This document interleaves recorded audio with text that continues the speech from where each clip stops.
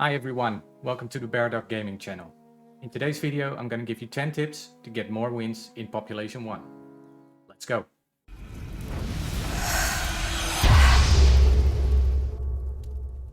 Tip number 1. Inventory management. Managing your inventory is very important in the game. Important to know is that there's no limit in ammunition. Pick up anything you come across just to make sure you never run out of ammo. You start with an inventory with 3 slots. Every backpack you pick up increases your inventory by 1. Weapons and items are added in the order that you pick them up. This can cause a different inventory all the time and every round you play. This is why it's important to manage and rearrange your inventory. To do this, open your quick inventory. Hover over the item you want to replace and hold the grip button. This will cause you to drop the item. Do this with all items you want to rearrange. Once this is done, pick them up again in the preferred order. Make sure to only do this when you are in cover and no enemies are near. If you do this every game and you go for the same setup each time, you will soon be able to select the correct weapon and items as quickly as a pro. Tip number 2. Know your weapons. You should try out all weapons in the game to see which you like the most in which situation. Best way to get a quick feel for the weapons is to hop into a practice session and shoot some bots. There are pros and cons for every weapon in every situation. So find out which one suits your playstyle best. For close range weapons, we have SMGs and shotguns.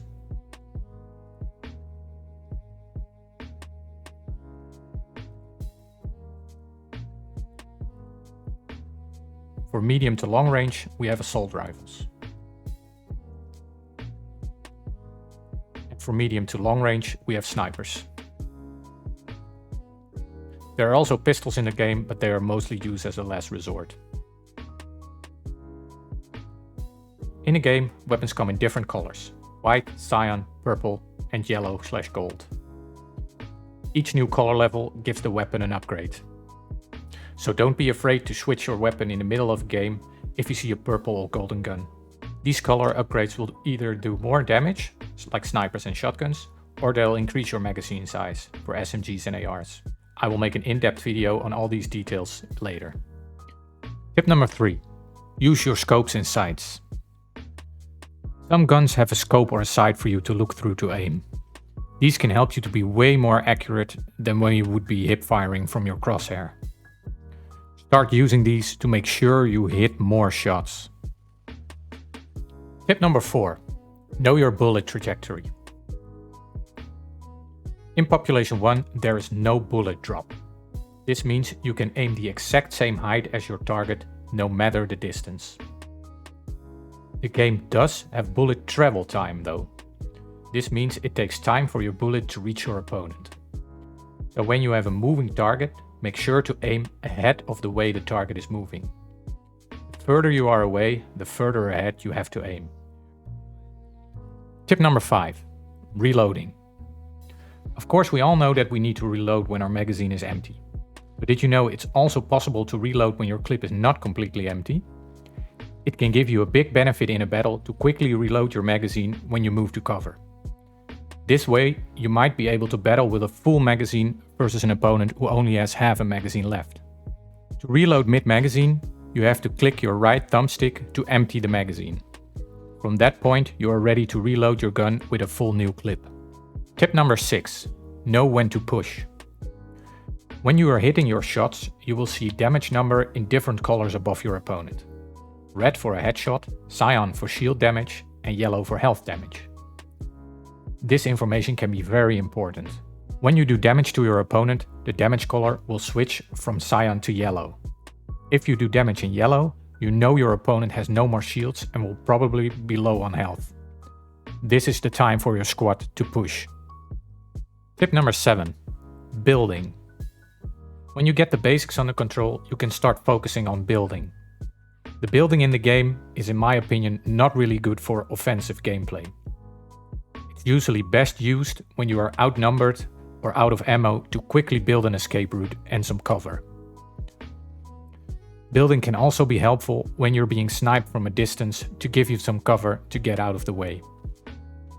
When you get the hang of it and you integrate the building part into your game, it can make a big difference between winning or losing. Tip number 8. when to revive your team. Good revive can be the difference between a win and a loss on many occasions. To start, it's very important to be aware of the fact that charging your revive device makes a lot of noise, which can be heard from far away on the map. So there's a big chance some opponents will try to chase you down. To get a good revive, start charging your revive device as soon as possible. Don't just start when your teammate is standing next to you. Make sure you learn how long it takes for your revive charge to be active, and make sure you are done at the moment your teammate reaches you. To charge your revive device quicker, make sure you make circles instead of just going up and down. Don't waste any time reviving your teammates. Make sure you do this as fast as possible. If your teammate gets down from a distance and you wait a couple of seconds to start the revive, chances are the enemy's team has closed the distance and you do not get another chance. When both your teammates are down, make sure they get together and get to you as quick as possible. You are able to revive both of them with one charge, so don't waste time and revive both teammates in one go. Tip number 9, weapon handling. Experiment with your weapon handling.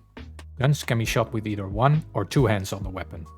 One-hand handling will give you more bullet spread than two-hand handling. So two-hand handling is, from my opinion, preferred most of the times. There are situations like gliding or peeking over a wall where you will have to use one hand on the gun. I advise to go into a practice session to check the effects on the guns when you are one or two-hand handling them. I also advise to check the settings menu and go to weapons. Try to play around with the offhand influence. See what the effect is when you set this to 0 or set this to 100. Tip number 10, climbing. One of the most unique aspects of the game is that you can climb anything in the map. So make use of this. Like a wise man, Obi-Wan Kenobi has shown us, the high ground is very important and always gives you a benefit in a fight. You can use climbing to get a good overview of the area around you and spot incoming enemies.